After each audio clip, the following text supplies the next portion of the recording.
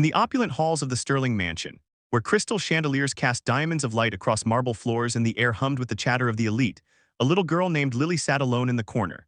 She was 10 years old, dressed in a frilly gown that cost more than most people's homes, but her eyes, wide, blue, and full of unspoken stories, wandered the room like a ghost searching for a friend. The guests laughed, clinked glasses, and networked, but no one noticed her. No one signed a hello, no one even tried. That was until a humble janitor, mop in hand and heart full of secrets, knelt down and signed, "Hi, I'm Alex, what's your name?" And in that moment, everything changed. If this story tugs at your heartstrings already, hit that like button and subscribe for more tales that remind us of the power of kindness, because you never know when a simple connection can rewrite someone's world.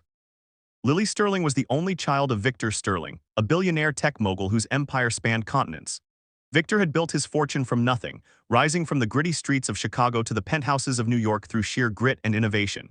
His company, Sterling Innovations, revolutionized AI-driven communication tools, ironically enough, but at home, communication was his greatest failure. Lily had been born deaf, a genetic twist that Victor saw as a hurdle in his perfect life. He loved her, in his way, showering her with tutors, specialists, and the latest hearing aids that she refused to wear after countless failed attempts. But love for Victor meant providing, not understanding. He threw lavish parties to celebrate his successes, inviting investors, celebrities, and influencers. But Lily was always an afterthought, parked in a chair with a nanny who scrolled through her phone, oblivious to the girl's silent pleas for interaction. The world outside the mansion wasn't much kinder. At school, Lily attended an elite academy where her classmates whispered behind her back, calling her the quiet freak. Teachers spoke slowly, exaggerating their lips as if that would magically make sound penetrate her world. Bullying came in subtle forms, exclusion from group projects, forgotten invitations to playdates. Lily's mother had passed away when she was 3, from complications during a routine surgery, leaving Victor to navigate parenthood alone. He buried his grief in work, assuming that wealth could fill the void. But Lily's isolation grew like a shadow, her small hands fluttering in sign language that no one around her bothered to learn. She spent hours in her room, drawing pictures of families holding hands, their faces alive with expressions she longed to share. Enter Alex Rivera, the janitor at Sterling Innovations headquarters. Alex was in his late 40s with salt and pepper hair, calloused hands from years of manual labor, and a quiet wisdom earned from a life of hardships. Born in a small town in Mexico, he had immigrated to the U.S. as a teenager, working odd jobs to support his family back home. But Alex carried his own hidden pain. His younger sister, Maria, had been deaf from birth. Growing up, he learned American Sign Language, ASL, to communicate with her, turning it into a bond that sustained them through poverty and loss. Maria had passed away 5 years ago from illness, but the language lived on in Alex's fingers, a tribute to her memory.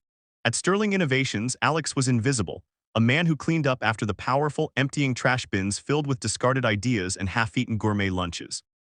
He earned minimum wage, lived in a cramped apartment, and dreamed of one day affording college for his own daughter, Sophia, who was Lily's age. The fateful encounter happened on a rainy evening during one of Victor's corporate galas, held at the mansion to unveil a new AI app that promised seamless global communication. The irony wasn't lost on anyone who paused to think, but no one did. Lily had been relegated to the library adjacent to the ballroom, where the noise of laughter filtered through like distant thunder she couldn't hear. She sat on the floor, stacking books into a makeshift castle, her face etched with loneliness. Alex, hired as extra help for the event, was mopping a spill in the hallway when he glanced through the cracked door and saw her. Something in her posture, the way her shoulders slumped, the idle twirl of her fingers, reminded him of Maria. Without hesitation, he set down his mop and entered the room. Kneeling to her level, Alex signed slowly. "Hello, my name is Alex, are you okay?"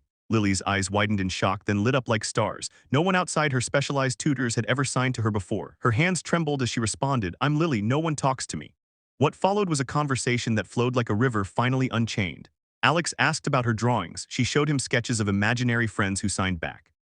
He shared stories of Maria, how they invented their own signs for silly things like Tickle Monster during family games. For the first time in years, Lily laughed, a silent, joyful burst that crinkled her eyes.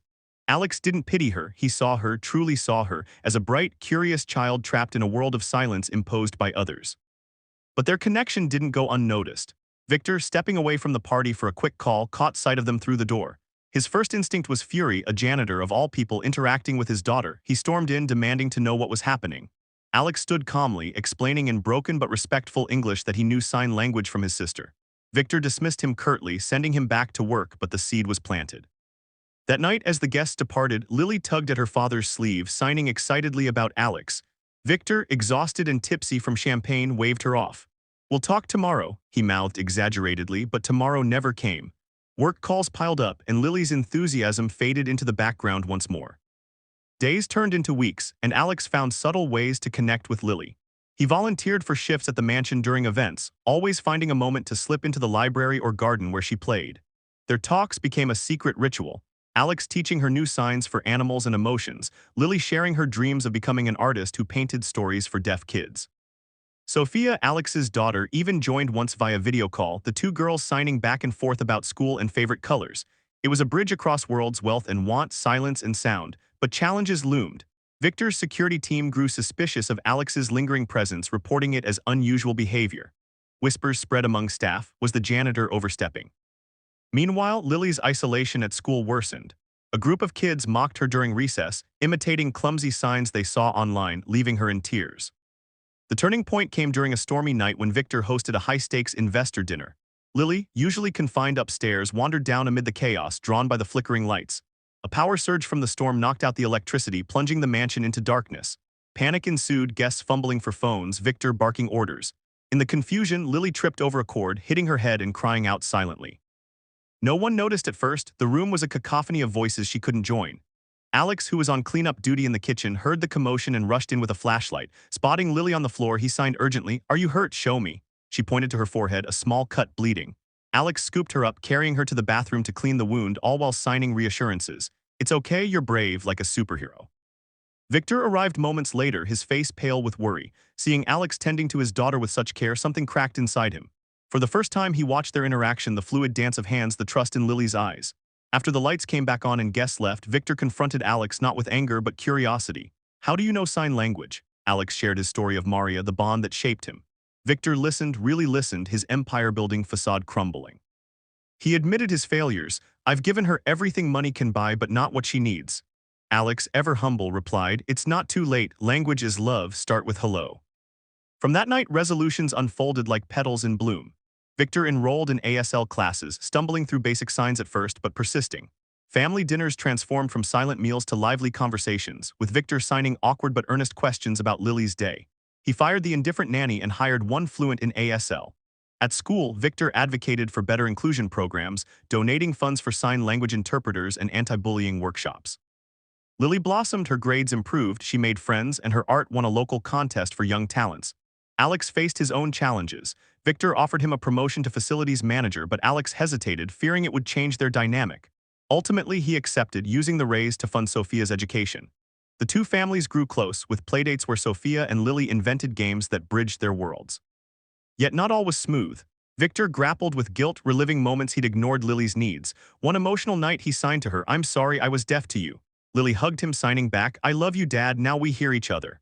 Alex, too, dealt with skepticism from colleagues who accused him of sucking up, but his integrity shone through. A jealous coworker spread rumors, leading to a brief investigation, but Victor vouched for him, turning it into a company-wide initiative for employee training in empathy and diversity. As months passed, the story rippled outward. Victor integrated ASL features into his AI app, making it accessible for the deaf community, a move that boosted his company's reputation and profits, but more importantly, his soul.